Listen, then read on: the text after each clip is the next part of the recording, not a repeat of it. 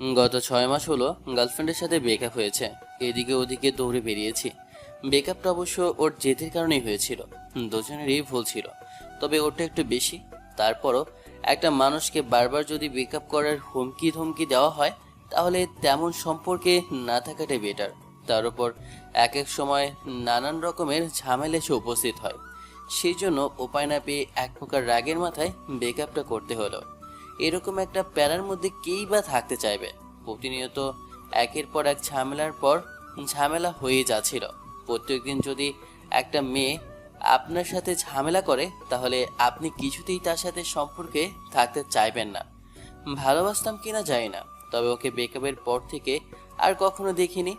আমিও নিজে থেকেই ওর সামনে যাইনি। ভালো লাগতো না কিছুই। সব মিলিয়ে খুব বেশি মিস করতাম। বারবার মনে হতো আরেকটা বার ফিরে যাই, কিন্তু কি করব? যে মেয়েটা প্রতিনিয়ত আমাকে এত সন্দেহ করে, তার সাথে সম্পর্কে থাকাটা তাই। ও হাজারটা ছেলের সাথে কথা বলে বেড়াবে, তাদের সমস্যা নেই। অথচ আমি আমার মেয়ে ফ্রেন্ড ও আসার আগে থেকে যাদের সাথে সম্পর্ক, তাদের সাথে কথা বললেই দোষ। তার উপর আবার সমস্যা একটা আছে। আমি যখন মেয়ে ফ্রেন্ডের সাথে কথা বলি, ও আমার উপর রাগ করেই নাকি নতুন নতুন সব ছেলে ফ্রেন্ড বানিয়েছে। এসবের জন্য খুব বেশি কথা কাটাকাটি হতো, প্রতিনিয়ত ঝামেলা হতো। শেষে উপায় না পেয়ে ওর জেদের কাছে হার মানতে হলো আমাকে। ব্রেকআপ করে দিতে হলো। ভাবলাম গার্লফ্রেন্ড থেকে যে বউ হবে সেটার গ্যারান্টি কেউ দিতে পারে না, তবে চেয়েছিলাম মেয়েটাকে ধরে রাখতে। জীবনের প্রথম প্রেম তো, তাই হয়তো ভুলতে পারিনি। আজও সেই স্মৃতিগুলো মনে বয়ে বেড়াচ্ছি। যাই হোক, এসব বাদ দেই। আমার বর্তমান পরিস্থিতির কথা বলি। বন্ধুর সাথে তার কেমন যেন একটা দূরসম্পর্কের আত্মীয়র বাসায় আসি। আসার কারণটা অবশ্য তার ওই আত্মীয়ের বাড়িতে বিয়ের অনুষ্ঠান, কোনো এক মেয়ের বিয়ে। কার বিয়ে, কিসের বিয়ে, এত খোঁজখবর নিতে আসেনি। বিয়ে খেতে এসেছি, বন্ধু জোর করে ধরে নিয়ে আসলো। বেস্ট ফ্রেন্ড বলে কথা, তাই যেখানে যাবে সেখানেই বগল দাবা করে নিয়ে যাবে। তার উপর যখন আম্মুর থেকে শুনেছে মন খারাপ, তখন থেকে জোর জবরদস্তি করছিল আসার জন্য, তাই ওর সাথে এসেছি।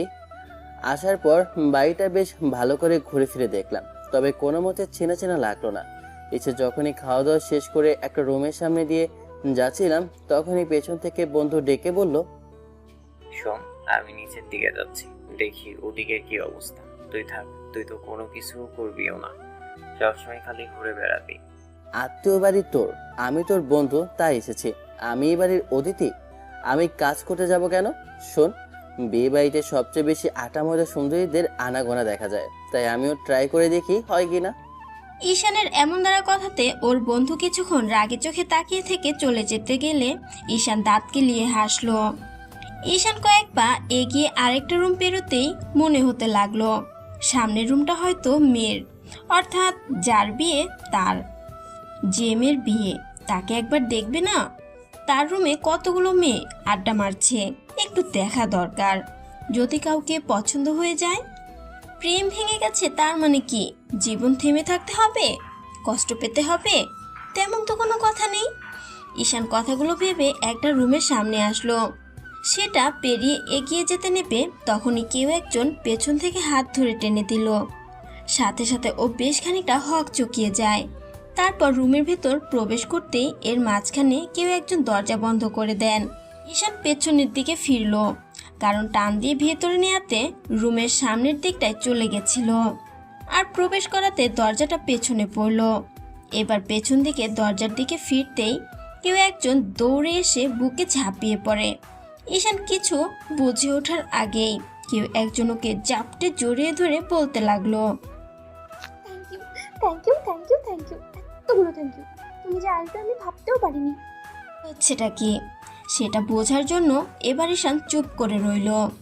অপর পারের ব্যক্তির কণ্ঠটা কেমন চেনা মনে হলো, তাই জোর করে তাকে ছাড়িয়ে নিল। আর তারপরেই যখনই মেয়েটার মুখের দিকে তাকালো, খেয়াল করে দেখলো এটা আর কেউ নয়, ওরই বদমাইশ মহিলা, না মানে আসলে ওরই গার্লফ্রেন্ড, এক্স গার্লফ্রেন্ড যাকে বলে।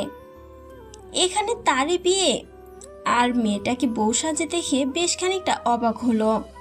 ঈশান কিছুক্ষণ ধরে তাকিয়ে আছে, মেয়েটা আবার ওকে জড়িয়ে ধরতে নেবে, তখনই ঈশান হাতের ইশারায় ওকে থামিয়ে দিয়ে বলতে লাগলো, এক মিনিট, তুমি এখানে কেন?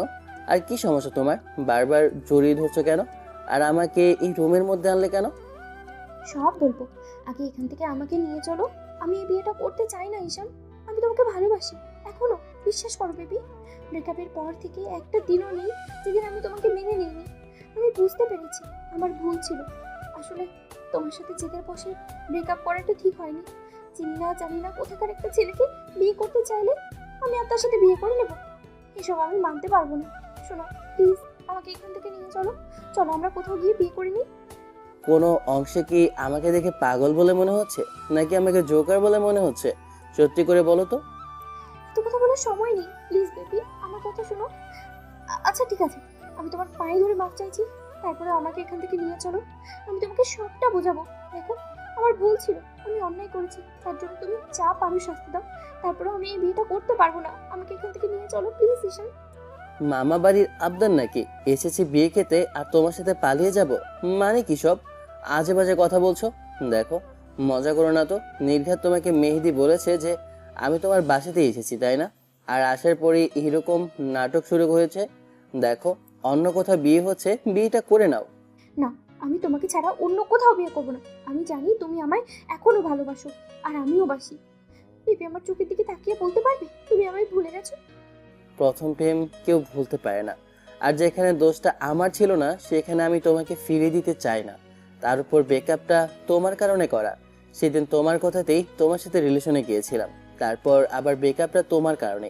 তোমার যা ইচ্ছা তাই করছো। এখন আমাকে আমার মতো করে থাকতে দাও। আমি এরকম কিছু করতে পারবো না। আব্বু আমার পছন্দের বিয়ে করে নাও। আমাদের সম্পর্কটা 6 মাস আগে শেষ হয়ে গেছে। তোমার যদি এত কিছুই জানা থাকতো তাহলে আমার সাথে যোগাযোগ করার চেষ্টা করতে, কিন্তু তার কিছুই করনি।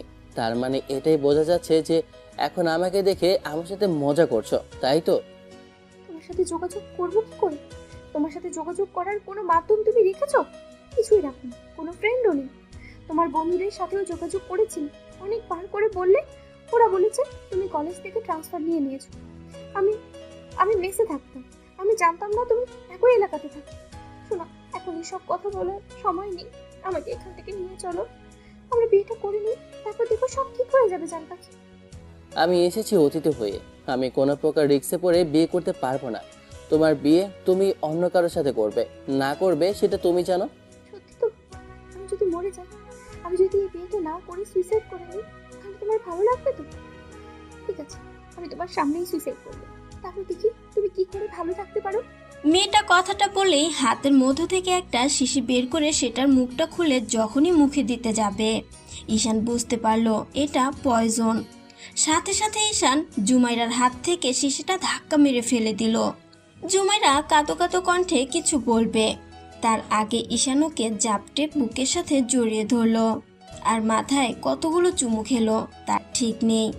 এই মুহূর্তে বুকের মাঝে কেমন যেন একটা প্রশান্তি কাজ করছে। ঈশান ভাবতেও পারেনি বিয়ে খেতে এসে শেষে কিনা গার্লফ্রেন্ডের সাথে দেখা হয়ে যাবে। আর যার সাথে দেখা হবে তার সাথে গত 6 মাস আগে ব্রেকআপ করে এসেছে। যাই হোক, ঈশান কিছুক্ষণ যাবৎ মেয়েটাকে বুকের সাথে জড়িয়ে ধরে রাখলো। সবটা স্বপ্ন মনে হচ্ছে। ঈশান কিছুক্ষণ চুপ করে থেকে তারপর বলতে লাগলো, তুমি আমাকে সংকটের মধ্যে ফেলে দিলে। কি করব আমি জানি না। এরকম একটা পাগলামি কেন করতে যাচ্ছিলে? যদি যদি কিছু হয়ে যেত? কিছু হতো, আমি জানি তুমি আমাকে আটকে। আমার বিশ্বাস ছিল তুমি আমাকে এখনো ভালোবাসো, তাই এরকম করেছি। আচ্ছা, একটা কথা বলো তো, তুমি তো জানতে না আমি এখানে আসবো, নাকি মেহেদি আগে বলেছিল? তুমি আমাকে ওকে দিয়ে নিয়ে আসলে এখানে। জানতাম না তুমি এখানে আসবে, তবে তোমার বাসার ঠিকানাটা আমি পেয়েছিলাম গতকালকে। তোমার কি মনে হয় আমি বিয়েটা করতাম? কখনোই না। আমি তোমার বাসায় গিয়ে উঠতাম, সবার সামনে বলতাম তোমার সাথে আমার সব হয়েছে। তোমার সাথে বিয়েটাও শুধু হয়নি, তারপরে দেখতে কি অবস্থা হতো। আচ্ছা এখন কথা না বলে আমাকে এখান থেকে নিয়ে চলো। আচ্ছা, বজ্জাত মহিলা তো তুমি, আমাকে ফাঁসানোর ধান্দে আছো তাই না? এত কিছু জানি না, তোমাকে আমি ভালোবাসি তাই তোমাকে বিয়ে করতে চাইছি।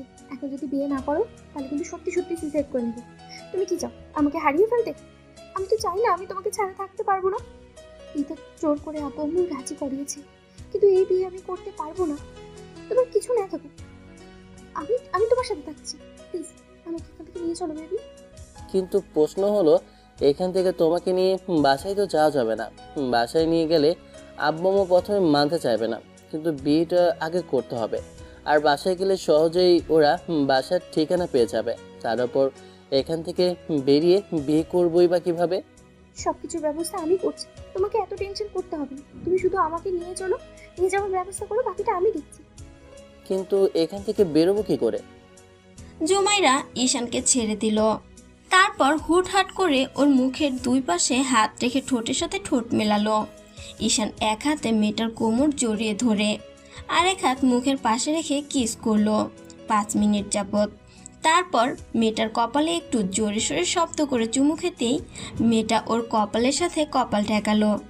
এর মাঝখানে তাড়াহুড়ো করে ঈশানকে ছাড়িয়ে নিল। তারপর রুমের বেলকনিতে গিয়ে দেখলো সেখান থেকে দড়ি ঝুলালো। অনুষ্ঠানটা হচ্ছে সামনের দিকে, পেছনের দিকে এই মুহূর্তে কেউ নেই। যতদূর দেখা যাচ্ছে ঝোপঝাড় ছাড়া তেমন কিছু নেই। তার উপর বেশি দূর যেতে হবে না রাস্তার জন্য।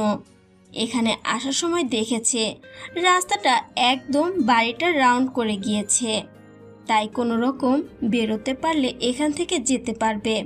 ঈশান কিছু ভাবতেই পারছে না, তারপরও গার্লফ্রেন্ডকে পেয়েছে। ঈশান কিছু ভাবতেই পারছে না, তারপরেও গার্লফ্রেন্ডকে পেয়েছে। আর যাকে ভালোবাসে তাকে হারিয়ে যেতে দিবে না। কি করেই বা হারাতে দেবে? যদি জানতো আগে থেকে মেয়েটার বিয়ে হচ্ছে তাহলে নিজেই কিছু একটা করত। এবার জুমাইরা শাড়িটা বেঁধে দিল বেলকনির রেলিংয়ের সাথে। তারপর ঈশানকে উদ্দেশ্য করে বলতে লাগলো, না, এখান থেকে নাম। নামবো তো বটে, কিন্তু এই অবস্থাতে যাওয়া যাবে না। তুমি একটা বোরখা পরো। আর আমার কাছে কিন্তু এই মুহূর্তে কোনো টাকা পয়সা নেই, যা আছে নিয়ে নাও। আমি জানতাম এরকম কিছু হবে, সেই জন্যই প্রস্তুত ছিলাম। মেয়েটা এবার একটা বোরখা পরে নিল। ঈশান নামলো, কিন্তু জুমাইরার নামতে গিয়ে বেশ খানিকটা বেগ পেতে হলো। মেয়েটা ব্যাগটা ফেলে দিয়ে তারপর ঈশানকে বলল দূরে গিয়ে দাঁড়াতে। ও আশেপাশে দেখতে লাগলো। জুমাইরা কোনো রকমে নেমে ঈশানের কাছে আসতেই ও মেয়েটার একটা হাত ধরে ঝোপঝাড় পেরিয়ে কয়েকবার দৌড়াতে রাস্তায় উঠে গেল। তারপর স্বাভাবিকভাবে হেঁটে একটু দূরে এসে একটা রিক্সা করে সোজা বাস স্ট্যান্ড থেকে জুমাইরা ওদের মেন শহরে আসলো। সেখানে ওর কিছু চেনা পরিচিত লোকজন ছিল। কে জানে এই মেয়েটা এত তাড়াতাড়ি এত কিছু ম্যানেজ করলো কি করে। তবে ঈশান যখন আসলো দেখলো বেশ কয়েকজন দাঁড়ানো। তারপর ওরা কাজী অফিস থেকে বিয়েটা করে নিল আর সবাইকে ধন্যবাদ জানালো। আসার সময় জুমাইরা বলতে লাগলো, খবরদার আমার পরিবারের কাউকে কিচ্ছু বলিস না। আমরা খুব শীঘ্রই ফিরে আসবো। আর যেদিন ফিরে আসবো সেদিন দেখবি আমাদের হাতে একটা বেবি। আর বেবিকে দেখলে আমার মনে হয় না বাবা মা ভাইয়া রাগ করে থাকতে পারবে। তাই তোরা কিছু বলিস না প্লিজ। তোরা পারলে এখান থেকে চলে যা, আমি তোদেরকে সময় মতো টাকা পাঠিয়ে দেবো। এখন আমার হাতে তেমন টাকাও নেই। জুমাইরার ফ্রেন্ডগুলো ওকে আশ্বস্ত করে বলল এগুলো কিছু লাগবে না। ঈশান মেয়েটাকে নিয়ে বাস স্ট্যান্ডে আসলো। তারপর একটা এসি বাসের টিকিট কেটে দুজনে উঠে বসলো। বাইরে থেকে কিছু দেখা যাচ্ছে না। ঈশান ভয়ে আছে, যদি হুটহাট করে কেউ চলে আসে জুমাইরার পরিবারের, তাহলে আর দেখতে হবে না, সর্বনাশের মাথায় বাড়ি হয়ে যাবে। ঈশান শুধু টেনশন করছে। জুমাইরা এবার ঈশানের বুকের মধ্যে মাথা রেখে ওকে শক্ত করে জড়িয়ে ধরলো। ঈশান ওকে জড়িয়ে বলতে লাগলো, আমার খুব টেনশন হচ্ছে, হুটহাট করে এরকম বিয়ে, তার উপর আবার বাসায় কি বলবো বুঝতে পারছি না। আর এখন এরকম করে পালানো কি থেকে কি হলো আমি কিছুই বুঝতে পারছি না।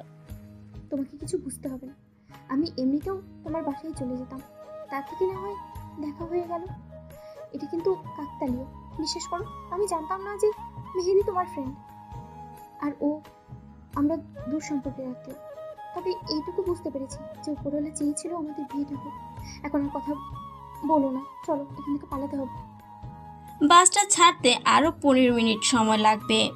এই 15 মিনিটে বুকের ভেতর সব সময় ধুকধুক করছে। বারবার মনে হচ্ছে এই বুঝি ওর বাসার লোকজন চলে আসবে। যাই হোক, কোনো রকমে বাসটা ছাড়তে ঈশান স্বস্তির নিঃশ্বাস ফেলল। জুমাইরা এখনো ঈশানের বুকের মধ্যে কেন জানি আজকে মেয়েটাকে ছাড়তে ইচ্ছা করছে না। এর মধ্যে কতগুলো চুমু খেয়েছে তার ঠিক নেই। কন্ট্রাক্টর আসতেই দুজনের ঘোর কাটলো। ঈশান জুমাইরাকে ছেড়ে দিল। মেয়েটা বোরখাটা খুলে ফেলেছে। ঈশান লোকটাকে টিকিটটা দিল। সরাসরি কক্সবাজারের টিকিট কাটা হয়েছে, যেন সেখানে গিয়ে একদম হানিমুনটা সেরে তারপর ফিরতে পারে। যাই হোক, ঈশান বাসে ওঠার সময় কিছু খাবার দাবার কিনে নিয়ে উঠেছিল, যাতে আর থামতে না হয়। বাসটা একেবারে গিয়ে কক্সবাজার থামবে। যাই হোক, মেয়েটাকে নিয়ে বেশ খানিকটা টেনশন হচ্ছিল। বুকের মাঝেই সারা রাত ঘুমিয়েছে। ঈশান ওকে জড়িয়ে ধরে। ঈশানের বাসা থেকে জানে ও বিয়ে বাড়িতে গেছে, তাই হয়তো কল করেনি। কি একটা অবস্থা! এর মাঝখানে এসে গার্লফ্রেন্ডকে নিয়ে পালিয়েছে। এসব যদি বাসায় জানাজানি হয় তাহলে হয়তো অনেক ঝামেলা হবে। মেহেদি যদি একবার বুঝতে পারে তাহলে হয়তো ওর বাসায় বলে দিবে।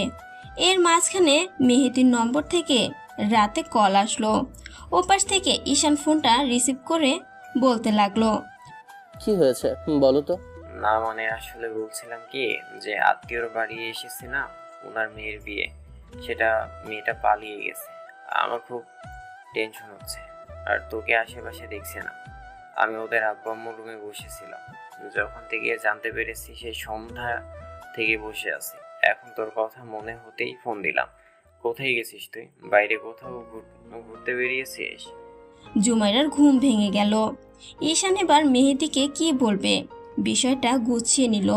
বলল, না মানে আসলে আমি যখন জানতে পারলাম যে মেয়েটা পালিয়ে গেছে তখন আমি চা খেতে এসেছিলাম। তারপর আবার বাসায় ফিরে যাব, তখন ভাবলাম যেহেতু বিয়েটা হচ্ছে না তাহলে থেকে কি করব। এমনিতেই আমার মনের অবস্থা কেমন তুই তো জানিস, তাই বাসায় চলে এসেছি। তুই আমাকে নিয়ে টেনশন করিস না। ঈশান কিছুক্ষণ যাবৎ মেহেদিকে উল্টোপাল্টা বুঝিয়ে কলটা কেটে দিল। এবার জুমাইরা ঈশানের ফোনটা নিয়েই অফ করে দিল। বলতে লাগলো, তোমার কি মাথা খারাপ? তোমার কি মাথা খারাপ? ওর সাথে কথা বলতেছো কেন? আর কাউকে ফোন দিবে না, কারোর কল রিসিভও করবে না। বাসায় কথা বলার দরকার নেই, যদি বলে অন্য নাম্বার থেকে কল করবে। ওর সাথে যদি না কথা বলি তাহলে ও ভাববে আমি তোমাকে নিয়ে পালিয়েছি, তারপর খুব তাড়াতাড়ি আমার পাশের খবরটা জানাবে। সেই জন্য আর কি বললাম। এখন চুপচাপ ঘুমাতো, আমাকে জড়িয়ে ধরে রাখো। ভালো লাগছিল আবার এমন করে থাকতে। তুমি ঘুম থেকে উঠলে কেন সোনা? জুমাইরা মুচকি হাসলো। ঈশান ওর নিকাবটা খুললো। তারপর মন ভরে কিছুক্ষণ মেয়েটার ওই মায়াবী মুখটা দেখলো। জুমাইরা ঈশানের সিনিয়র হওয়ার সত্ত্বেও দেখে মনে হয় না দুজনের বয়সের ডিফারেন্স আছে। বয়সে 6 মাসের বড় হলেও জুমাইরা ঈশানের সাথে একই ইয়ারে পড়তো। সেই সুবাদেই দুজনের দেখা সাক্ষাৎ, তারপরেই প্রেম ভালোবাসা। যাই হোক, ভোরের দিকে ওরা কক্সবাজার পৌঁছলো। ঈশান মেয়েটাকে ডেকে উঠালো। তারপর দুজনে এসে হোটেলে একটা রুম বুক করলো। রুমে এসে জুমাইরা ব্যাগটা রাখতে ঈশান বিছানায় ধপ করে শুয়ে পড়লো। জুমাইরা কিছুক্ষণ তাকিয়ে থেকে বোরকাটা খুলে ফেললো, গহনাগুলো খুলে টেবিলের উপর রাখলো। তারপর নিজেও গিয়ে ঈশানের পাশে শুয়ে পড়লো। ওর বুকের মধ্যে মাথা রাখতেই ঈশান মেয়েটার মাথায় হাত বুলিয়ে দিতে লাগলো। জুমাইরা ঈশানের বুকে আঙুল ঘোরাতে ঘোরাতে বলল, তোমার অনেক টেনশন হচ্ছে না শোনো? আমার জন্যই এত কিছু হলো। তারপর সব ঠিক হয়ে যাবে। কয়েকদিন বাদেই আপু আমাকে কল করবো।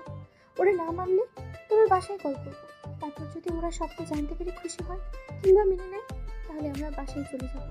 আর খুব শীঘ্রই একটা বেবি নিয়ে নেবো। দেখো, তুমি আছো বেবি প্ল্যানিং নিয়ে, আমার মাথাটা চক্কর দিচ্ছে। এখনই কিছু খাওয়ার দরকার। কাল রাতেও হালকা খেয়েছিলাম, এখন অন্তত কিছু খেয়ে শরীরটাকে ঠিক করা দরকার। কাল রাতে তুমি ঘুমিয়েছো, কিন্তু আমি টেনশনে ঘুমাতেই পারিনি জান। ঈশানের কথাতে জুমাইরা উঠে গিয়ে ফ্রেশ হয়ে আসলো। তারপর ঈশান গিয়ে ফ্রেশ হলো। তবে ফ্রেশ হতে হতে মনে পড়লো ওর এখানে কোনো ড্রেস নেই। অন্তত বিকেলের দিকে একটু বেরোতে হবে। ঈশান ওর বাইরের একটা ফ্রেন্ডকে ফোন করলো।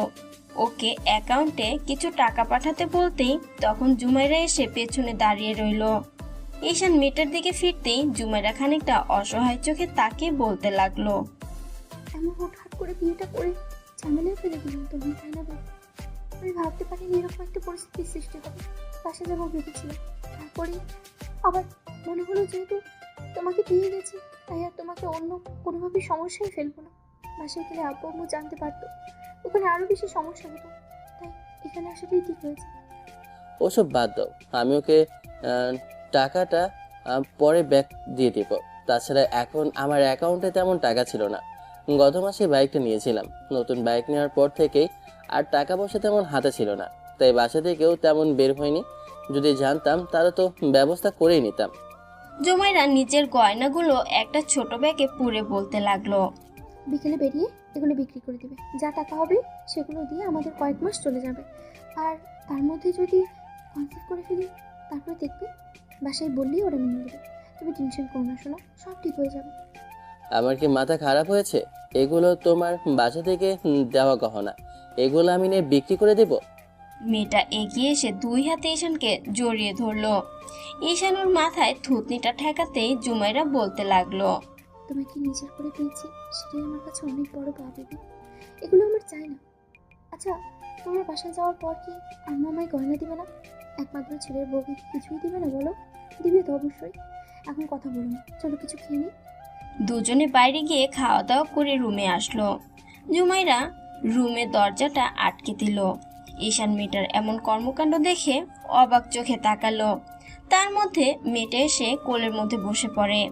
ঈশানও মেয়েটার কোমর জড়িয়ে ধরতে ও ঈশানের শার্টের কলার দুটো আঁকড়ে ধরে।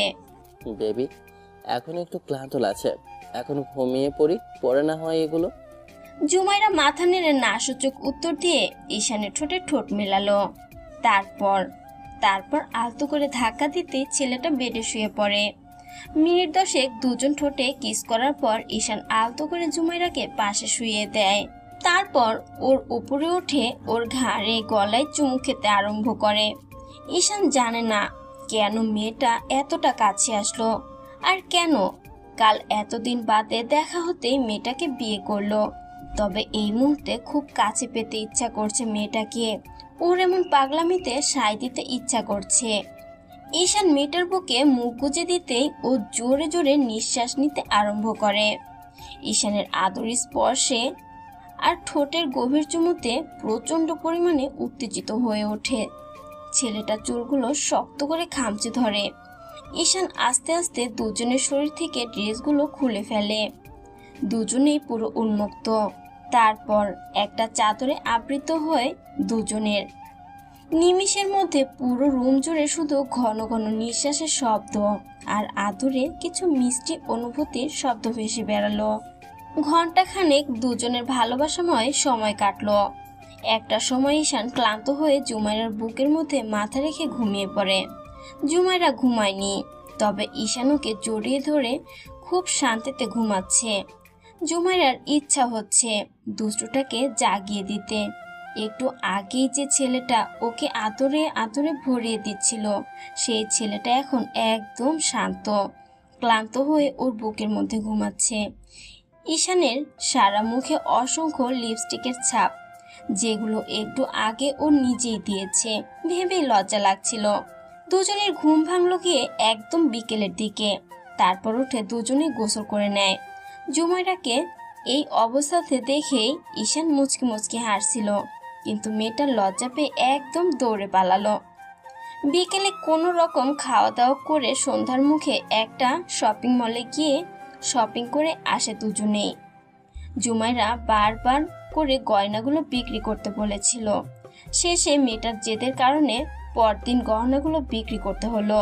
তবে সম্পূর্ণ টাকা সাথে রাখেনি ঈশান, ব্যাংকে কিছু টাকা ট্রান্সফার করে দেয়। জুমাইরার সাথে পুরো শহরটা আর কক্সবাজারটা ঈশান ঘুরে দেখেছে 7টা দিন।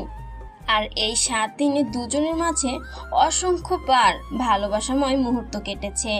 কিন্তু 7ম দিনের মাথায় যখন ঈশান বাইরে যাচ্ছিল, জুমাইরা তখন ওকে পেছন থেকে ডাকে। ঈশান সামনে এসে দাঁড়াতেই মেয়েটা বলতে লাগে, বেবি, আমার না কেমন যেন লাগছে, চলো না আমরা এখান থেকে অন্য কোথাও চলে যাই। ঠিক আছে, যাব, কিন্তু তার জন্য তো একটু সময় লাগবে। আমি বাইরে যাচ্ছি, কিছু কেনাকাটা আছে, তারপর না হয় কালকে আমরা বেরিয়ে পড়বো। এখান থেকে কোথায় যাবে বলো? তুমি যেখানে নিয়ে যাবে আমি সেখানেই যেতে রাজি আছি, শোনা। ঈশান জুমাইরার কপালে আর ঠোঁটের চুমু খেয়ে বেরিয়ে গেল। তারপর হোটেলের বাইরে আসতেই মনে হতে লাগলো কিছু লোকজন ওর দিকে কেমন করে যেন তাকিয়ে আছে। একটু বাদে ঈশান বুঝতে পারলো কারা যেন ওকে ফলো করছে। ঈশানের সবটা কেমন সন্দেহ হতে লাগলো। ও আর এক মুহূর্ত দেরি করেনি, তাড়াহুড়ো করে হোটেলে ফিরতে গেল। কিন্তু ফিরতে গিয়েই হলো যত সমস্যা। হোটেলের সামনে আসতে কিছু লোক ওকে ঘিরে ধরলো। তারপর বুঝে ওঠার আগে লোকগুলো এলো পাতাড়ি মারতে শুরু করে। ঈশান নিজে প্রতিরক্ষা করতে পারলো না। হোটেলের সামনে পড়ে থেকে অনেক মার খেলো, কেউ হেল্প করলো না। ঈশান অনেক চেষ্টা করেও যখন নিজেকে আটকাতে পারেনি, এর মাঝেই কারো কণ্ঠস্বর কানে ভেসে আসতেই বুঝতে পারলো জুমাইরা দৌড়ে আসছে।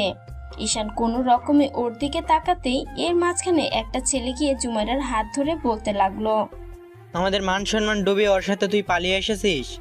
আজকে তোর হচ্ছে, আগে তোকে বাসায় নেই, তারপর তোর ব্যবস্থা করব। জ্ঞান হারানোর আগে ঈশান শুধু জুমাইরার কান্না ভেজা চোখ আর মুখটা দেখেছিল। তারপর আর কিচ্ছু মনে নেই। যখন জ্ঞান ফিরে পুরো 48 ঘন্টা পরে, ডাক্তার বলেছিল মাথায় প্রচণ্ড চোটের কারণে সেন্সলেস হয়ে পড়েছিল। জ্ঞান ফিরতে ঈশান আব্বু মুখে পাশে দেখে কিছুক্ষণ চুপ করে রইল। তারপর বোনটা দৌড়ে এসে ওকে জড়িয়ে ধরলো। ঈশান উঠতে পারছে না, কিছুক্ষণ চুপচাপ করে কান্নাকাটি করলো। তারপর আম্মু আব্বু অনেকক্ষণ বোঝালো সব ঠিক হয়ে যাবে। এর মাঝখানে আব্বু আম্মু জেনে গেছে ওরা দুজন বিয়ে করেছিল। ঈশান চুপ করে রইল। বিকেলের দিকে কথা বলতে পারলো, তখন শুধু জিজ্ঞেস করলো, আম্মু, জুমাইরা কোথায়? ওকে, ওর ভাইয়া সেদিন বাসায় নিয়ে গেছে। ওর বাসার ঠিকানা তো জানি না, তবে লোকজন যতদূর বলেছে তাতে বুঝতে পেরেছি তুমি মেয়েটাকে বিয়ে করেছিলে, তাই না? মেহেদিও আমাকে কল করেছিল। সেদিন থেকে তুমিও গায়েব হয়ে গেছো। তারপর ওরা জানতে পারার পরই সন্দেহ করেছি। তুমি একটাবার বাসায় যেতে পারলে না, তাহলে আর এত সমস্যা হতো না। আমি বুঝতে পারিনি এরকম কিছু হয়ে যাবে। বাসায় গেলে তোমাদেরও সমস্যা হতো, তার থেকে আমি যে অন্যায় করেছি সেটা শাস্তি। চুপ থাকো, এসব কথা বলতে হয় না। তাছাড়া ভালোবেসে বিয়ে করেছিলে, তোমরা দুজন দুজনকে ভালোবাসো, সেটা আগে জানলে আমরা পারিবারিকভাবেই তোমাদের বিয়েটা ঠিক করতাম। তা না করে তোমরা এমন করে পালালে, এটা কি খুব বেশি ভালো হয়েছে? দেখো এখন কি অবস্থা হলো শরীরের। অন্তত একটাবার নিজের কথা কথা তো চিন্তা করতে। বিয়ের পর তো একটাবার আমাদের জানাতে পারতে, সেটাও করলে না। তোমার আব্বু আর বোন কতটা টেনশনে ছিল জানো? তুমি ফোনটা বন্ধ করে রেখেছো, কত জায়গায় তোমাকে আমরা খুঁজেছি ভাবতে পারছো? এত এত কল করেছি, তোমরা আমাদের কথা একটাবারও মনে হয়নি? তুমি বিয়ে করে এখানে এসে পড়ে আছো, এমন কার্যক্রম কেউ করে? তোমার অন্তত একবার বাসায় জানানো উচিত ছিল। ঈশান চুপ করে রইল। আব্বু আম্মু অনেকক্ষণ বকাঝকা করতে বোন এসে ওকে জড়িয়ে ধরে রাখলো। ঈশান বোনটার মাথায় হাত বুলালো। বলতেও পারছে না, মেয়েটার সাথে এই কয়েকটা দিন অনেক বেশি ভালোবাসা আর স্মৃতি তৈরি হয়ে গেছে। ঈশান কি করে বলবে আব্বু আম্মুকে? আব্বু আশ্বস্ত করলো জুমাইরার বাসায় কথা বলবে, কিন্তু ওর বাসার যে পরিস্থিতি, সেটাতে ওদের ওইখানে গেলে হয়তো জুমাইরার আব্বু আর ভাইয়া অপমান করবে। তাই ঈশান বারণ করলো। জুমাইরা একটা বারের জন্য ঈশানের সাথে যোগাযোগ করতে পারেনি। 2 দিন বাদে ঈশানকে নিয়ে বাসায় আসা হলো। শরীরের আঘাত আর মনের কষ্ট সব মিলিয়ে একদম মানসিক অবস্থাটা পুরো ক্ষতবিক্ষত। ঈশান কি করে থাকবে মেয়েটাকে ছাড়া? একবার তো হারিয়েছিল, তারপর আবার দ্বিতীয়বার কেন ওর লাইফে আসলো মেয়েটা? আর আসলে তো আসলো, এরকম করে হারিয়ে গেল কেন আবারও? কি থেকে কি হচ্ছে এসব কিছু বুঝতে পারছে না ঈশান। অনেক কষ্টে নিজেকে বোঝানোর চেষ্টা করেও যখন লাভ হচ্ছে না, তখন বন্ধুরা আসতে আরম্ভ করলো বাসাতে। বারবার করে বোঝাতে লাগলো সব ঠিক হয়ে যাবে। ঈশান নিজেও অনেক চেষ্টা, নিজেকে বোঝাতে পারে না। রাত হলে চোখের পানি ফেলে, মেয়েটাকে দেখতেও পারছে না, আর বুঝতেও পারছে না কোথায় আছে আর কি করছে। তবে যতদূর জেনেছে জুমাইরা আর আগের সেই শহরে নেই। আগের বাসাটা নাকি পরিবর্তন করে ফেলেছে। আগে ওরা বাসা পরিবর্তন করে তারপরেই নাকি ওদের খোঁজ খবর করেছিল। এরকম একটা কর্মকাণ্ডের পরই দুজন দুজনের থেকে দূরে সরে গেল। ঈশান জানে মেয়েটা এখন কি অবস্থায় আছে। এই ঘটনার পর পার হয়ে গেল পুরো 6টা মাস। এই 6টা মাসে ঈশান আবার নিজেকে গুছিয়ে নেওয়ার চেষ্টা করেছে। জুমাইরাকে এই দিনগুলোতে প্রতিনিয়ত খুঁজেছে, বারবার চেষ্টা করেছে মেয়েটাকে ফিরে পাওয়ার, কিন্তু কোথাও কোনো সন্ধান নেই, না অনলাইনে না অফলাইনে। শেষে হাল ছেড়ে দিল হতাশ হয়ে। আব্বু ঈশানের এমন অবস্থা দেখে আগে শহরটা পরিবর্তন করে ফেলার সিদ্ধান্ত নিল। এই শহরে থাকলে মেয়েটাকে খুঁজতে থাকবে। ঈশান আর মেয়েটার স্মৃতিটা ওকে কুরে কুরে খাবে। অন্য জায়গায় বিয়ে দেওয়ার চেষ্টাও করলো, কিন্তু ঈশান শেষে কান্নাকাটি করে বলল জুমাইরাকে ছেড়ে অন্য কোথাও বিয়ে করতে পারবে না, আর ওদের ডিভোর্স হয়নি। এই অবস্থাতে বিয়ে করবে কি করে? আর জুমাইরাকে ফিরে পাওয়ার পর যদি মেয়েটা জানতে চায় ওকে ছেড়ে অন্য কাউকে বিয়ে করলো কেন, তাহলে কি জবাব দিবে? কথাগুলো ভেবে ঈশান সবটা চুপচাপ সহ্য করে যায়। মেয়েটাকে দেখতে পারছে না। এটা থেকে বড় কষ্ট কি হতে পারে? জুমাইরাকে কখনো ফিরে পাবে কিনা ছেলেটা জানে না। শহরটা চেঞ্জ করতে ঈশান নতুন বন্ধু, নতুন পরিবেশ সবকিছু মিলিয়ে নিতে লাগলো। আব্বু ওকে অফিসে বাসার জন্য বলল। নতুন শহরটাতে ওদের ছোট একটা বিজনেস শুরু করা হয়েছে, আর আগে শহরে যেটা ছিল সেটা এখনো আব্বু সামলাচ্ছে। ঈশান ভেবেছে নতুন বিজনেসটা নিজে থেকে দেখাশোনা করবে।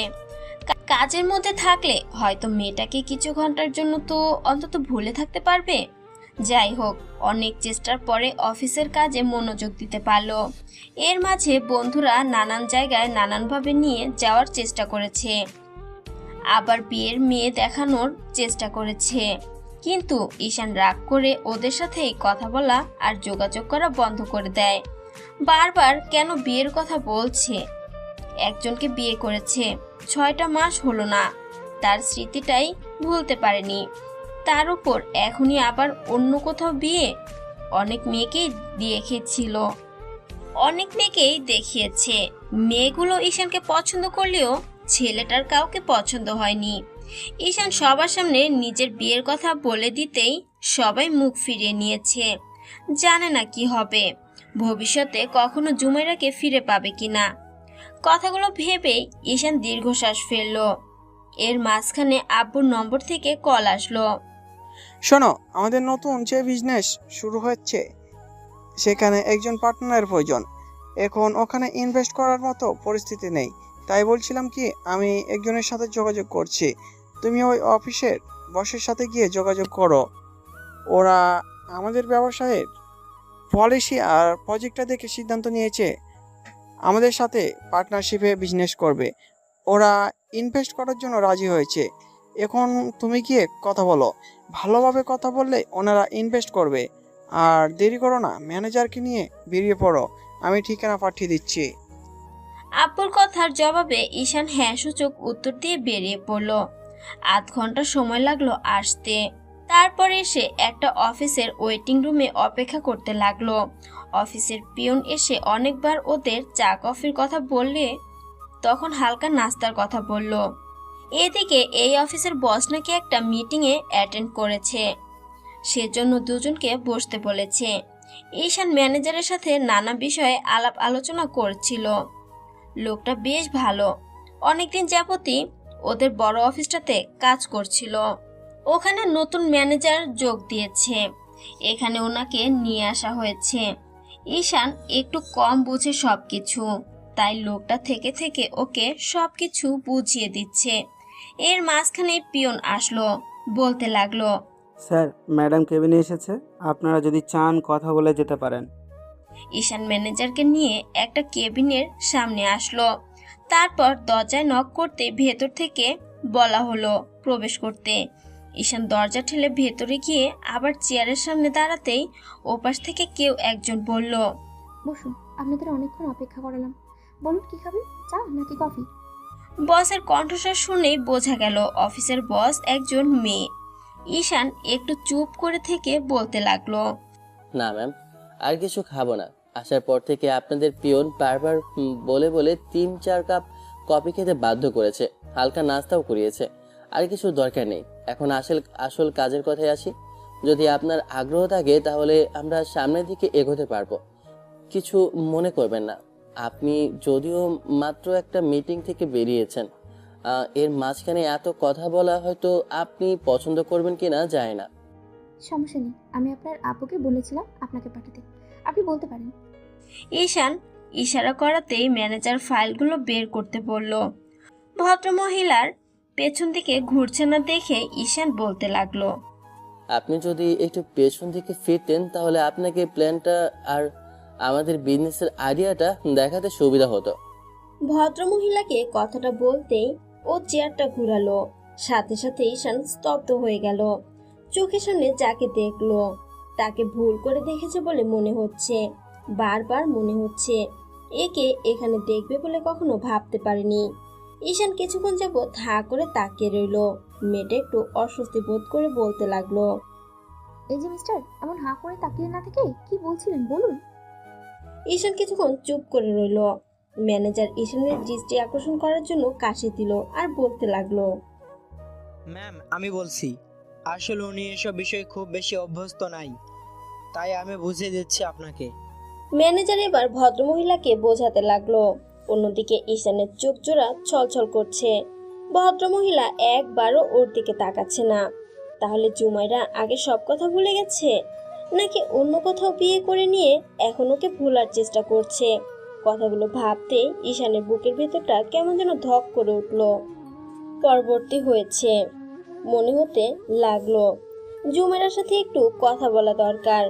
ঈশান চুপ করে রইল। ম্যানেজারের সবটা বুঝিয়ে দেওয়া শেষ হলে তখন ঈশান ম্যানেজারকে উদ্দেশ্য করে বলতে লাগলো, আপনি একটু বাইরে যান, ওনার সাথে আমার একটু কথা বলে আসি। ম্যানেজার সাহেব, আপনি গাড়িতে গিয়ে বসুন, আমি আসি।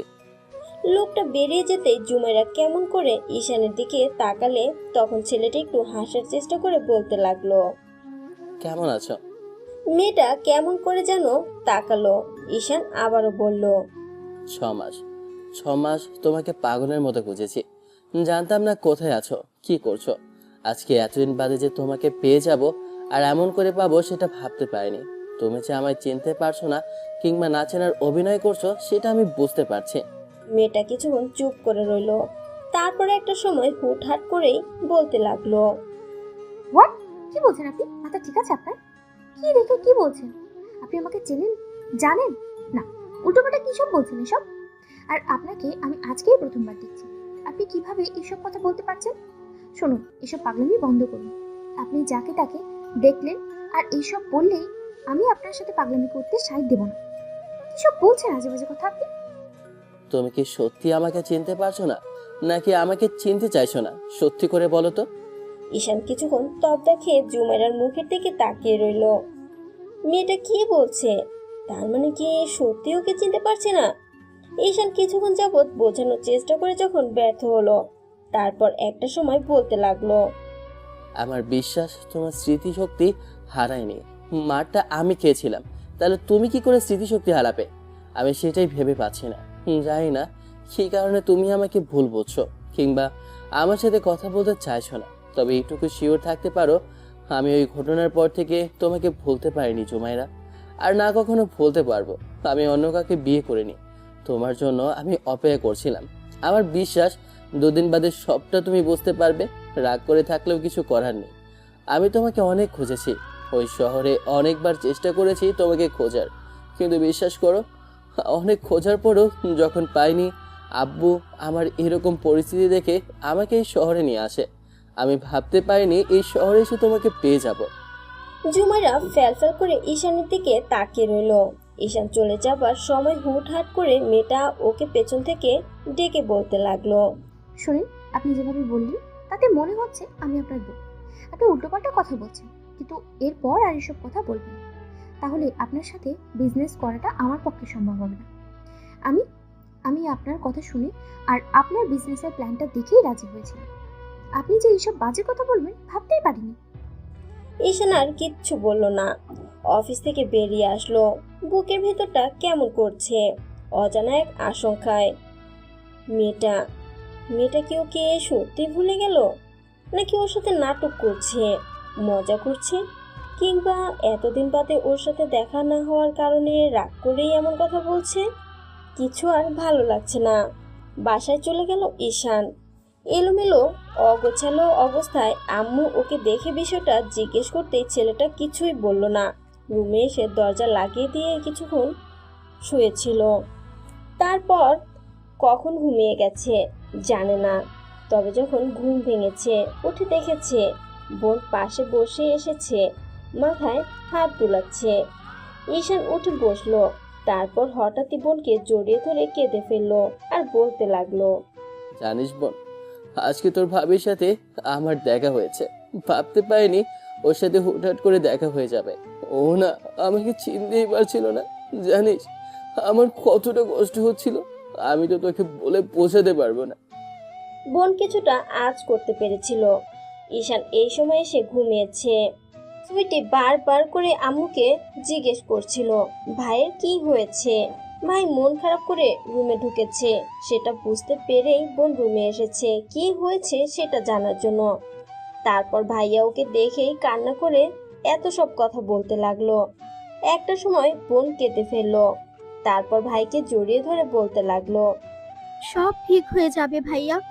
ভাবি তোকে চিনতে পারছে না, তার মানে ভাবির স্মৃতিশক্তি নষ্ট হয়ে গেছে। তুই টেনশন করিস না, দুদিন বাদে ভাবি তোকে ঠিকই চিনতে পারবে। কান্নাকাটি করিস না প্লিজ ভাইয়া। আমি কি করে সহ্য করব, ও যে আমাকে চিনতেই পারছে না।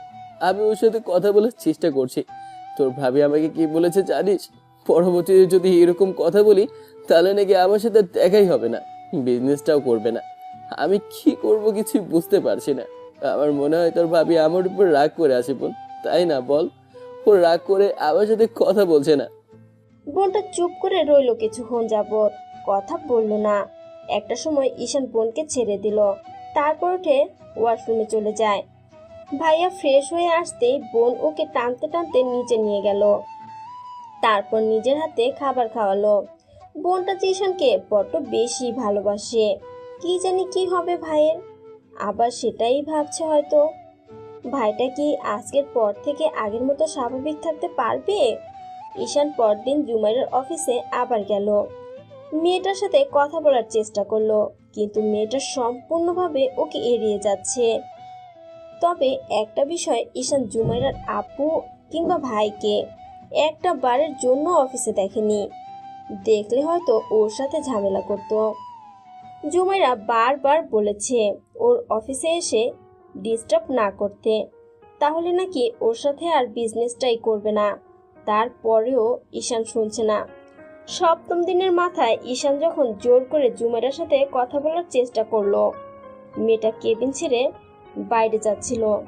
সপ্তম দিনের মাথায় ঈশান যখন জোর করে জুমাইরার সাথে কথা বলার চেষ্টা করলে মেয়েটা কেবিন ছেড়ে বেরিয়ে যাচ্ছিল। ঈশান মেয়েটার হাতটা টেনে ধরতেই জুমাইরা পেছন দিকে ফিরে কষে ঈশানের গালে একটা থাপ্পড় মারলো। ঈশান মুখে হাত দিয়ে বলতে লাগলো, ভাবতে পারিনি যে তুমি এত সহজে আমাকে ভুলে যাবে। আমার ভালোবাসাটা এত তাড়াতাড়ি তোমার কাছে ফিকে হয়ে যাবে। তুমি আমাকে চিনতে পারছো না নাকি চেনার চেষ্টা করছো না সেটা জানি না, তবে খুব তাড়াতাড়ি জানতে পারবে আমার ভালোবাসাটা মিথ্যে ছিল না। তুমি যেটা করেছিলে সেটা যে অভিনয় ছিল আমি এখন বুঝে গেছি। আমি তো তোমাকে বিয়ে করতে চাইনি সেদিন, তাহলে কেন সুইসাইড করতে গিয়েছিলে? যদি তাই হতো তাহলে আমাকে কেন একলা ছেড়ে দাওনি? আমাকে সেদিন বিয়ের জন্য কেন জোর করেছিলে? আমি তো বিয়ে করতে চাইনি, তোমাকে ভুলে যেতে চেয়েছিলাম, তাহলে কেন এরকম করলে? অসভ্য ইতর, তোর সাহস কি করে হয় তুই আমার গায়ে হাত দাও? এইসব যদি আমার আব্বু কিংবা ভাইয়া জানতে পারে তাহলে তোমার কি হেল্প করবে একটাবার ভাবতে পারছো? আমি ভাবতেও পারিনি যে আপনার আব্বু এত ভালো মানুষ আর তার ছেলে কিনা আপনি এরকম একটা বদমাইশ তৈরি হয়েছেন। আমি আপনার আব্বুকে বলতে বাধ্য হব, এরপর আপনি ভুলেও আর আমার সামনে আসবেন না। আর যদি আসেন তাহলে কিন্তু আমি আপনার বিরুদ্ধে আপনার আব্বুর কাছে কমপ্লেন করতে বাধ্য হব, বলে রাখলাম।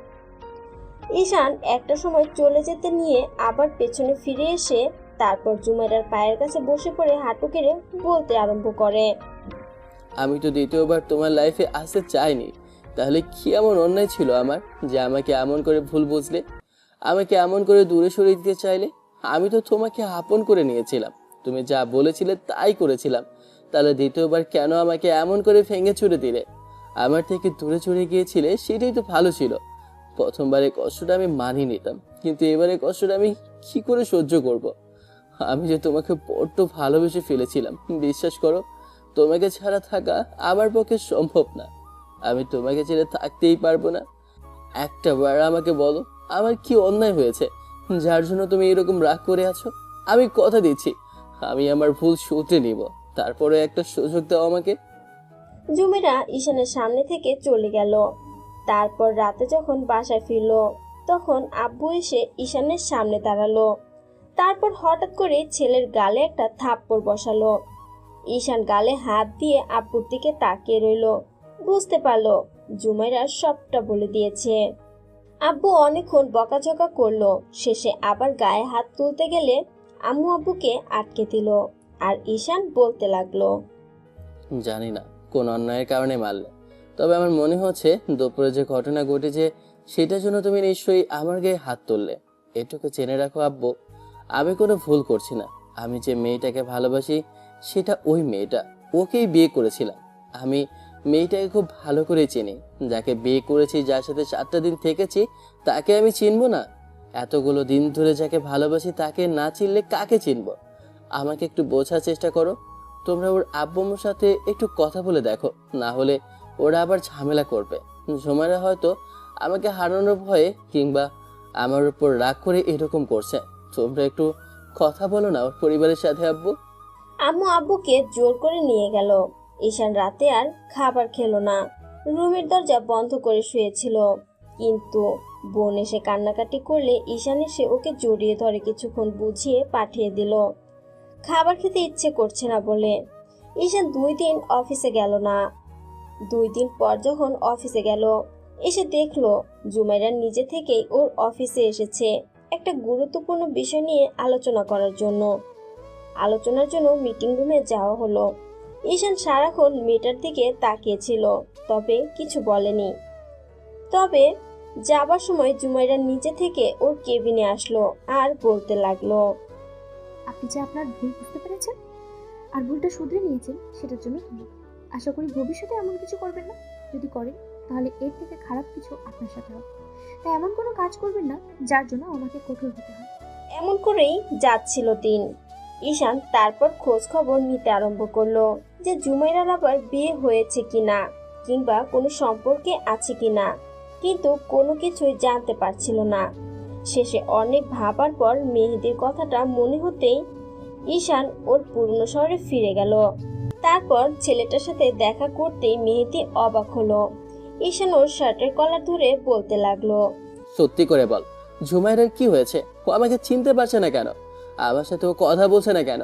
আমাকে দেখলেই রেগে যায় কেন? কি হয়েছে বল? তোর বউয়ের কি হয়েছে সেটা আমি জানবো কি করে? দুজনের তো বিয়ে করেছি। তোর বউয়ের কি হয়েছে সেটা আমি জানবো কি করে? দুজনেই তো বিয়ে করেছিলে একা একা, ভালোবেসে পালিয়ে গিয়েছিলি না? তাহলে আমি কি করে জানবো তোদের কি হয়েছে না হয়েছে? এখন আমাকে এসব বলতে এসেছিস কেন? আমি আর এসব নিতে পারছি না। ওর ইগনোর আর ওর এরকম অভিনয় আমার পক্ষে নেওয়া কষ্টকর হচ্ছে। আমি মরে যাবো দোস্ত, জুমাইরাকে না আমি মরেই যাব। বিশ্বাস কর, ওকে ছাড়া আমার পক্ষে থাকা সম্ভব না রে। দয়া করে আমাকে বল না কি হয়েছে ওর, যার জন্য এরকম করছে। আমি কথা দিচ্ছি আমি কখন আর কোনো ভুল করব না। যদি কোনো ভুল করে থাকি তার জন্য শাস্তি দে, তারপরে এরকম কিছু করিস না। আমাকে মার, বকা দে, যা ইচ্ছা তাই কর। তারপরে বল জুমাইরার কি হয়েছে, আমাকে কেন চিনতে পারছে না? আমি এগুলো মানতে পারছি না। মেহেদি বন্ধুর মনের অবস্থা বুঝতে পারলো, তাই ঈশানকে নিয়ে একটা লেকের পাড়ে বসলো। মেহেদি সিগারেট ধরাতে ঈশান সেটা নিজের হাতে নিলে মেহেদি সেটা কেড়ে নিল আর বলতে লাগলো, জানি না ওরা কিভাবে সেদিন জানতে পারলো তুই ঝুমাইরাকে নিয়ে পালিয়েছিস। আমি তো নিজেও আইডিয়া করতে পারিনি। আমি ভেবেছিলাম তুই শুধু শুধু বাসায় চলে এসেছিস। আর বাসায় আসার পর তোর সাথে কোনো যোগাযোগ হয়নি আমার। তোর ফোনটা বন্ধ পাচ্ছিলাম, কিন্তু যখন জুমাইরা আব্বু আর ভাই জানতে পারলো আমার সাথে যে ছেলেটা এসেছিল তাকেও পাওয়া যাচ্ছে না, এসব জানার পর জুমাইরার আব্বু আর ভাইয়া কেমন যেন সন্দেহ করলো। তারপর আমাকে কিছু না জানি ওরা কয়েকটা দিন বাদে ওই শহর ছেড়ে দেয়। তারপর তোদের বিয়ের 7 দিন পরে আমি জানতে পারি জুমাইরা বাসায় ফিরে এসেছে। কিভাবে ফিরেছে, কি জন্য ফিরেছে জানি না, তবে ওর বাসার কাজের লোকের মাধ্যমে জানতে পারলাম ওরা তোকে নাকি মারধর করেছে। এখন আমি জানি না মেয়েটা কি জন্য এরকম করছে, তবে আমার মনে হয় ওর আব্বু বা ভাইয়া ওকে ব্ল্যাকমেল করেছে, সেজন্য ভয় থেকে তোকে কখনো বলতে পারছে না যে এখনো তোকে চিনতে পেরেছে। হয়তো ভয়ের কারণে তোকে দূরে সরে রাখতে চাইছে। যদি ওর আব্বু আর ভাইয়া জানতে পারে এরকম কিছু হয়েছে তাহলে আবার তোকে মারার চেষ্টা করবে, তাই তোকে চিনতে পারছে না। আমি যতদূর জানি ওর কোনো অ্যাক্সিডেন্ট কিংবা আঘাত পায়নি, যার জন্য মেয়েটা স্মৃতিশক্তির লোপ পাবে। তবে আমি তোকে বলে রাখছি, এমন কোনো কাজ করিস না যার জন্য আবার ভবিষ্যতে ঝামেলা হয়। তুই ওর থেকে দূরে থাকার চেষ্টা কর, আর পারলে ডিভোর্স পেপারটা পাঠিয়ে দিস। তাতেই আমি জানি ওকে কি করে আমার কাছে আনতে হবে আর কি করে সবটা মনে করাতে হবে। তোকে এত কিছু বলার জন্য ধন্যবাদ, তবে আমার লাইফে কোনো সিদ্ধান্ত আমি তোকে জানাতে বলিনি। তুই নিজের মতো করে থাক আর আমাকে আমার মতো থাকতে দে। দয়া করে এই ডিভোর্সের বিষয়ে বলিস না। আমি ওকে ছাড়া আর অন্য কাউকে নিয়ে ভাবতে চাইছি না। তুই বুঝতে পারছিস না ওর আব্বু আর ভাইয়া কখনো তোকে মেনে নিবে না, আর তোদের বিয়েটাও মানবে না। ওকে ওই ছেলের সাথে আবার বিয়ে দেওয়ার চেষ্টা করবে, আর ওই ছেলে বলেছে এই অবস্থায় ওকে মেনে নিতেও রাজি আছে, কিন্তু ওদের সম্মানের যে হানি হয়েছে তার জন্য অনেক টাকা পয়সা দাবি করেছে। ঈশান এবার উঠে দাঁড়ালো, তারপর জোরে সোরে একটা চিৎকার দিয়ে বলতে লাগলো, সমস্যাটা কোথায় আমার? আমি কি ওদের থেকে গরিব নাকি ওদের লেভেলের না? ওদের মেয়ের যোগ্য না? এত রাগ কিসের ওদের আমার ওপর? আমি তো পালাতে চাইনি, ওদের মেয়ের জন্যই পালাতে হয়েছে। তাহলে এত রাগ কিসের জন্য? আমাকে তো একবার মেরেছে, নাকি নাকি এবার একবারে মেরে ফেলবে, তাহলেই ওদের শান্তি হবে। ঈশান অনেকক্ষণ জুমাইরার আব্বু আর ভাইকে বকাঝকা করতে লাগলো একাই। মেহেদি ঈশানের বোনকে ফোন করে সবটা জানালো। বাসায় আসতেই বোন হাজারটা প্রশ্ন করলো। অনেক চেষ্টার পরেও ঈশান কথা বলল না, উল্টো রুমে এসে দরজা বন্ধ করে দিয়ে কিছু একটা ভাবতে লাগলো। এমন করে আরো কয়েকটা মাস কেটেছে। এই কয়েক মাসে অনেকবার ট্রাই করেছে ঈশান জুমাইরাকে স্বপ্ন মনে করানোর, কিন্তু মেয়েটা তারপরেও কিছু মনে করতে চাইছে না, উল্টো বারবার ওকে ইগনোর করছে। এর মাঝে ওদের নতুন অফিসের কার্যক্রম থেকে শুরু করে ফ্যাক্টরির কাজ সবকিছু আরম্ভ হয়েছে। এখন জুমাইরা চাইলেও ঈশানদের সাথে বিজনেসটা শেষ করতে পারবে না, কারণ ওদের মাঝে এগ্রিমেন্টটা ঠিক তেমন করে হয়েছিল যে জুমাইরা যদি চায় তারপরেও দুজনের মাঝে যে চুক্তি হয়েছে সেটা ভঙ্গ করতে পারবে না। আর ঈশান সেটা অনেক প্ল্যান করে কৌশলের মাধ্যমে মেয়েটাকে দিয়ে সাইন করিয়েছে। তারপর বিষয়টা দেখে জুমাইরার অনেক সন্দেহ হয়। তখন ঈশান বলেছিল, বারবার করে বলছিলে না যে আমার সাথে বিজনেস করবে না, আমার সাথে যেন দেখা না হয় সে ব্যবস্থা করবে। এখন তুমি চাইলেও আর এটার মধ্যে থেকে বের হতে পারবে না। বিজনেস তো তোমার আমার সাথেই করতে হবে, আর যদি তা না করো তাহলে সম্পূর্ণ টাকাটা তোমাকে দিয়ে এখান থেকে যেতে হবে। এখন তুমি ভেবে দেখো বিজনেসটা কন্টিনিউ করবে নাকি তোমাদের ব্যবসাটাও হারাবে। ঈশানের সেদিনের বলা কথাতে জুমাইরা চুপ করেছিল। আজকে ছুটির দিন, বান্ধবীর সাথে ঘুরতে বেরিয়েছে জুমাইরা। ঈশান বাইক নিয়ে ওর পিছু করছে। মেয়েটা বান্ধবীর সাথে একটা পার্কে আসলো, তারপর একটা নির্জন জায়গায় বসে কথা বলতে লাগলো। তখন ঈশান বাইকটা দূরে দাঁড় করিয়ে সেখানেই বসে রইল। আশেপাশ থেকে অনেকগুলো ছেলে যাচ্ছে আর বাজে বাজে কমেন্ট করছে, কারণ জুমাইরা একটু টাইট ফিটিং ড্রেস পরেছে আজকে, যার জন্য ছেলেগুলো ওকে বাজে বাজে কথা বলছিল। একটা ছেলে তো এসে ওদের পাশে দাঁড়ালো। জুমাইরা সেখান থেকে ওর বান্ধবীকে নিয়ে উঠে যেতে গেলেই এর মাঝখানে ছেলেটা পথ আটকে দাঁড়ায়। ঈশান উঠে আসে এর মাঝখানে।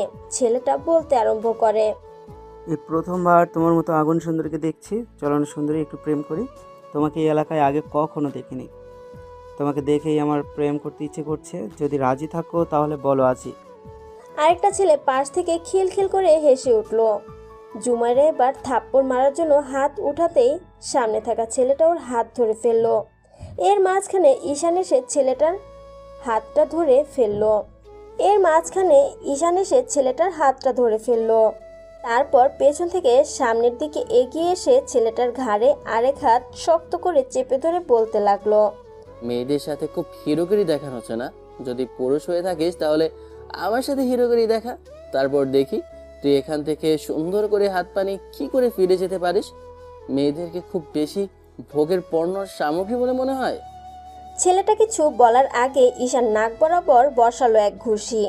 ছেলেটা পেছনে কয়েক পা পিছিয়ে গিয়ে তারপর টাল সামলাতে না পেরে পড়ে যায় নিচে। পাশে দাঁড়িয়ে থাকা ছেলেটাকে কিছু বলার আগে দৌড়ে পালালো। বিয়ের পর তো সব ঠিকই ছিল, কয়েকটা দিনে এতটা পাল্টে যাবে সেটা ভাবতে পারিনি। তোমার ড্রেস আপ দেখে কিন্তু আমার খুব বেশি অবাক লাগছে। এরকম ড্রেসও তুমি আমার সাথে রিলেশনে থাকাকালীন সময়েও পরনি। তাহলে বিয়ের পর কি এমন হলো যে এখানে আসার পর থেকে এসব করতে হচ্ছে? নাকি এখন আবার নতুন করে কোনো ছেলেকে পাগল করার ইচ্ছা আছে? কিসব বাজে বাজে কথা বলছো? আমি কি কখনো বলেছি আমি কোনো ছেলেকে পাগল করতে চাইছি? আজব তো। দেখো, তোমাকে এসব কথা বলতে বারণ করেছি আমি। তুমি যদি এসব করতে থাকো তাহলে কিন্তু আমি বলে দিলাম তোমার আব্বুকে। ঈশান নিজের রাগটা আজকে আর কন্ট্রোল করতে পারলো না, জুমাইরার কাছে চলে আসলো। তারপর হঠাৎ করেই মেয়েটার কোমরে জড়িয়ে ধরে নিজের সাথে মেশালো। তারপর আবার ওর বান্ধবীর দিকে তাকিয়ে ঝড়ের গতিতে মেয়েটার ঠোঁটে কিস করে বসলো। সাথে সাথে জুমেরা চোখ বড় বড় করে ওর দিকে তাকালো। কয়েক সেকেন্ড বাদে ঈশান ওকে ছেড়ে দিয়ে বলল, এসব ভয় দেখিয়ে কিংবা ব্ল্যাকমেল করে কোনো কাজ হবে না। আমি খুব ভালো করে জানি তোমাকে কি করে বসে আনতে হয়। আর দেখো, সেদিন আমি জানতাম না ওইটা তোমার ভাই ছিল।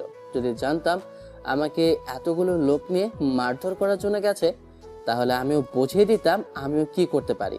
আমারও ক্ষমতা আছে এই ক্ষমতার অপব্যবহারের জন্য প্রতিশোধ নেওয়ার, কিন্তু আমি সেটা করছি না।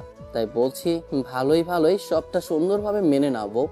তুমি আমাকে যে চিনতে পারছো আর নাটক করছো সেটা বন্ধ করো, না হলে কিন্তু সেটা তোমার জন্য খারাপ হবে, বলে রাখলাম। জুমাইরা ড্যাব ড্যাব করে তাকিয়ে রইল। ঈশান একটা ধমক দিতেই মেয়েটা জড়সড় হয়ে গেল। ঈশান জুমাইরার বান্ধবীকে উদ্দেশ্য করে বলল, শোনুন আপু, আপনার বান্ধবীকে বোঝান। যদি ভালোই ভালোই না বোঝে তাহলে ওকে উঠিয়ে নিয়ে যাব, সেই ক্ষমতা কিন্তু আমার আছে। তাই সহজভাবে বলছি, যদি না বুঝতে চায় তার জন্য অন্য ব্যবস্থা আছে। জুমাইরা আবারও কিছু বলার চেষ্টা করতেই তার আগেই ঈশান মারলো এক ধমক। মেয়েটা চুপসে গেল। তারপর ওর বান্ধবীর সাথে সেখান থেকে চলে যায়। ঈশান মেয়েটার পেছন পেছন বাসা অবধি এসেছে, আবার যদি কোনো ছেলে ডিস্টার্ব করে তাই। ভালো লাগছে না কিছু, মেয়েটাকে বোঝাতেই পারছে না। এরকম একটা পরিস্থিতি শেষে ওর একটা বন্ধুর সাহায্য নিল। কি করে মেয়েটাকে বোঝাবে আর কি করেই বা ওকে ইমপ্রেস করবে? নতুন করে বউকে আবার ইমপ্রেস করতে হবে কেন? ঈশান সেটা নিয়ে ভাবছিল। তবে খুব বেশি অসুবিধা হয়নি প্ল্যানটা খুঁজে বের করতে। সেদিন ঈশান জুমাইরার অফিসে গেল। মেয়েটা প্রথমে দেখা করতে চায়নি। পরবর্তীতে ঈশান বারবার কল করলে তখন এক প্রকার বিরক্ত নিয়ে ওর সাথে দেখা করে। তবে দেখা করার পর যখন ঈশান আগেকার সে বিষয়টা নিয়ে কথা বলতে চাইল, তখন জুমাইরা বলতে লাগলো, আমি জানতাম আপনি এইসব আজে বাজে কথাই বলবেন, এই জন্য আপনার সাথে কথা বলতে চাইনি। আপনি আবারও সেই একই কথা বলতে আসছেন। আপনাকে আমি কি করে বোঝাবো যে এরকম করলে আমাকে কিন্তু আপনার সাথে। কি করবে তুমি? আমার থেকে দূরে যাবে? আমার থেকে দূরে গেলে সেদিন তো তুমি সুইসাইড করতে গিয়েছিলে। এবার আমি তোমার চোখের সামনে শেষ হয়ে যাব, সেটা কি বিশ্বাস করতে কষ্ট হচ্ছে তোমার? নাকি আমাকে দেখাতে হবে বউ? আচ্ছা, কিসব আজে বাজে কথা বলছেন? আপনি কি মেয়ে মানুষ যে সুইসাইড করতে যাবেন? আজকালকার দিনে যেখানে মেয়েরাই একটা ছেলের জন্য সুইসাইড করে না, সেখানে আপনি। দুদিন আগে তুমি করতে গিয়েছিলে, এখন আবার বলছো ছেলেটা সুইসাইড করতে যায় না। সত্যিকারের ভালোবাসলে মানুষ অনেক কিছুই করতে যায়। তাই ভালোভাবে বলছি, আমাকে রাগিয়ে দিও না বেবি। আমি খুব সহজ ভাষায় বলছি।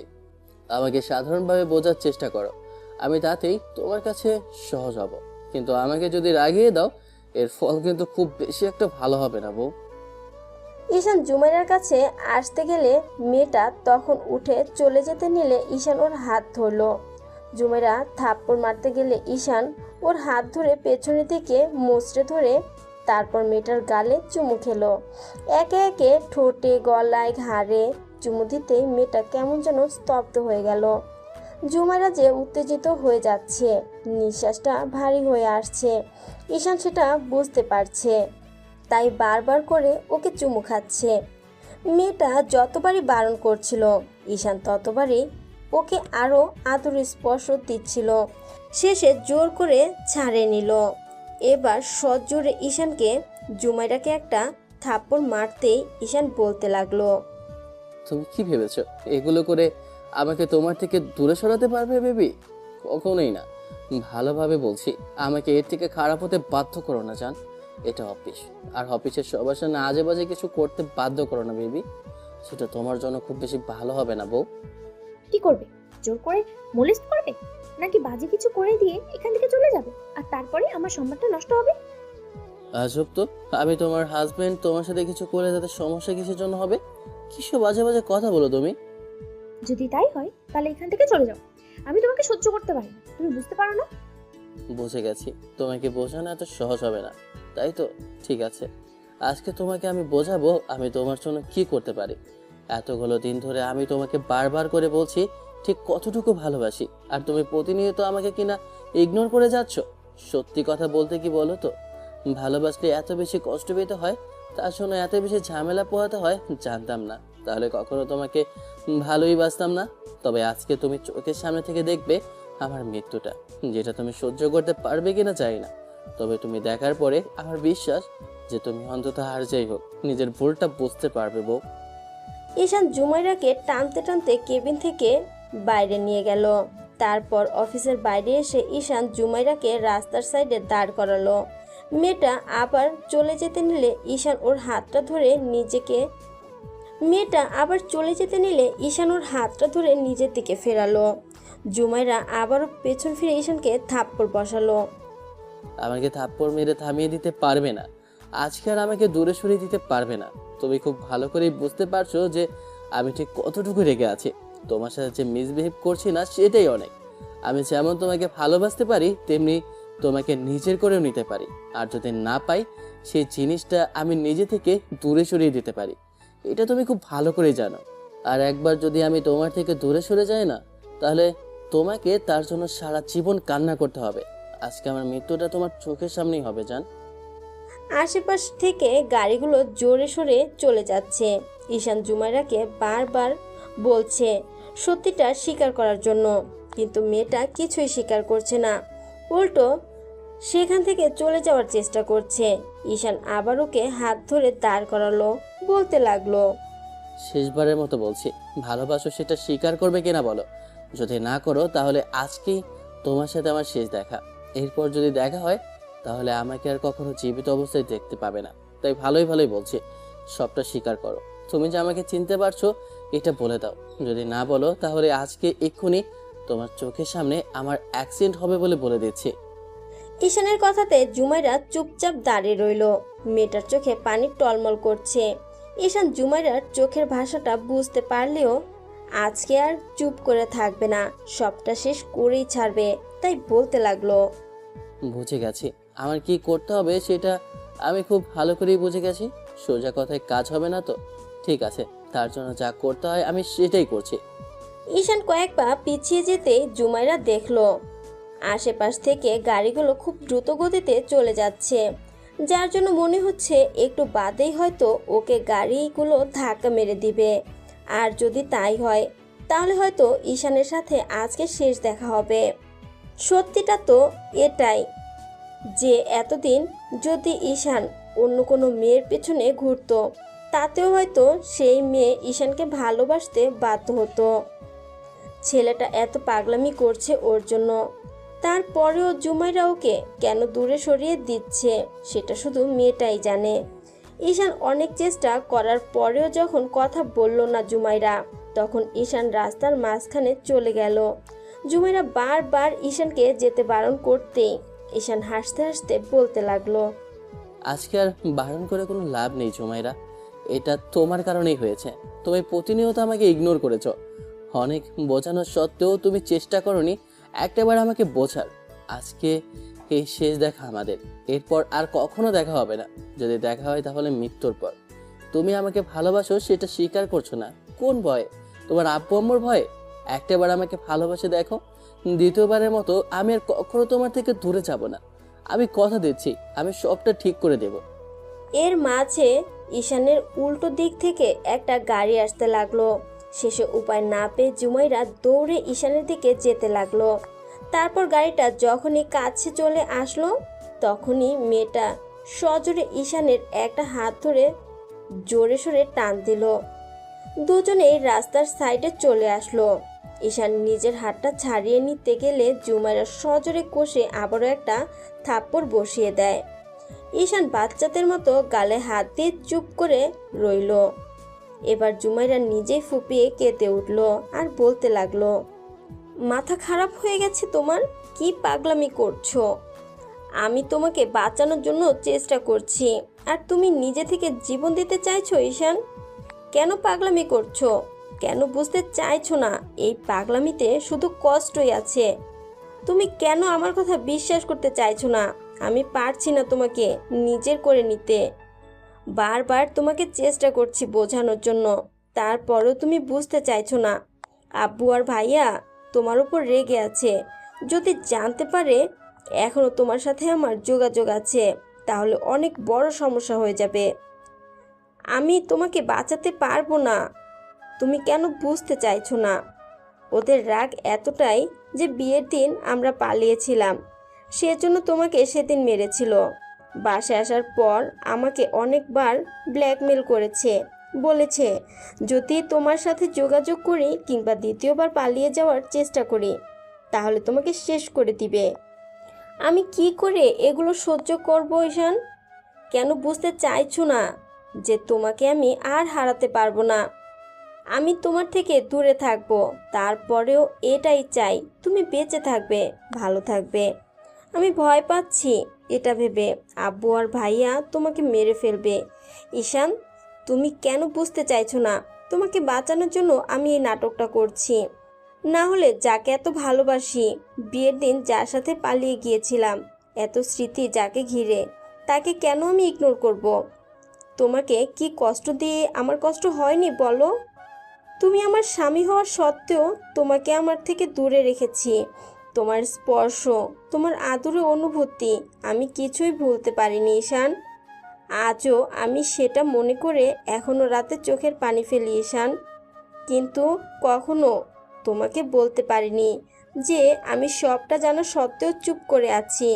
তুমি কেন বুঝতে চাও না? সেদিন ওখান থেকে আসার পর তোমাকে হারানোর মতো দ্বিতীয়বার আমার সেই সহ্য শক্তিটা নেই। তুমি বুঝতে চাইছো না কেন? আমি থাকতে পারবো না তোমাকে ছাড়া। এবার যদি হারিয়ে ফেলি, আমি অনেক চেষ্টা করেছি নিজেকে বোঝানোর, তারপর ভেবেছি তুমি বেঁচে থাকলেই হবে। কিন্তু কি করব বলো? আমার যে কিছুই করার নেই।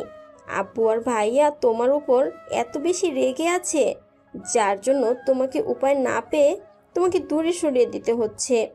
তুমি জানো, আমি যখন জানতে পেরেছি তোমার আব্বু বিজনেস শুরু করছে, তখন নিজ থেকে আগ্রহ দেখিয়ে তোমার সাথে যোগাযোগ করার চেষ্টা করেছি। ভেবেছি যদি নাটকটাও করি তারপরেও তুমি আমার চোখের সামনে থাকবে, তাই এরকম করে তোমাকে দূরে সরিয়ে দিয়েছি। তোমাকে কষ্ট দিতে চাইনি ঈশান। তোমাকে যে আজও অনেক বেশি ভালোবাসি। তুমি কেন বুঝতে চাইছো না? তোমাকে তৃতীয়বার হারানোর শক্তিটা আমার নেই। আমি প্রথমবার যে অন্যায় করেছিলাম, দ্বিতীয়বার আব্বু আম্মু সেটা করেছে। এবার যদি হারাই তাহলে আমি সত্যি মরে যাব। ঈশান ঝড়ের গতিতে জুমাইরাকে কাছে এনে শক্ত করে বুকের সাথে জড়িয়ে ধরলো। কিছুক্ষণ বাদে মেয়েটাও ঈশানকে শক্ত করে জড়িয়ে ধরে ফুপিয়ে কেঁদে উঠল। ঈশান অনেকক্ষণ মেয়েটাকে জড়িয়ে ধরে রেখে তারপর একটা সময় ছাড়লো।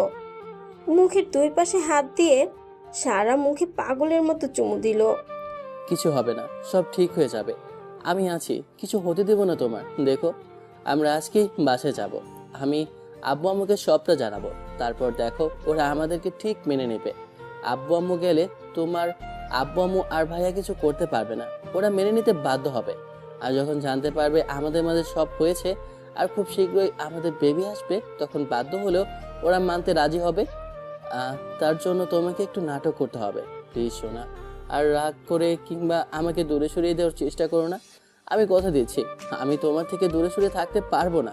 বিশ্বাস করো আমার কথাটা, অন্তত এবারের মতো আমার কথা শোনো। আমি তোমাকে বলছি কিচ্ছু হবে না। দেখো, দুজনে আবার এক হয়ে যাব, দুজনের ভালোবাসাটা আবার পরিপূর্ণ হবে। জুমাইরা কোনো কথা বলল না। ঈশান মেয়েটাকে কোলে উঠালো, তারপর গাড়িতে উঠে কোলের মধ্যে নিয়েই বুকের সাথে জড়িয়ে ধরে রাখলো। জুমাইরা ওর বুকের মধ্যে ফুপিয়ে উঠছে। ঈশান বারবার ওকে চুমু দিচ্ছে। একটু বাদে দুইজনে ঈশানের বাসায় আসে। তারপর আব্বু আম্মুকে সবটা বলতেই আব্বু আম্মু জুমাইরাকে দেখে অনেকক্ষণ চুপ করেছিল। আম্মু মেয়েটাকে অনেক পছন্দ করেছে। ঈশান অনেকক্ষণ কান্নাকাটি করে নিজের কষ্টের কথাগুলো বলল। মেয়েটাকে ছাড়া থাকতে পারবে না। এসব বলতেই শেষে আব্বু আর আম্মু সিদ্ধান্ত নেয় সেই দিনই জুমাইরার বাসায় যাবে।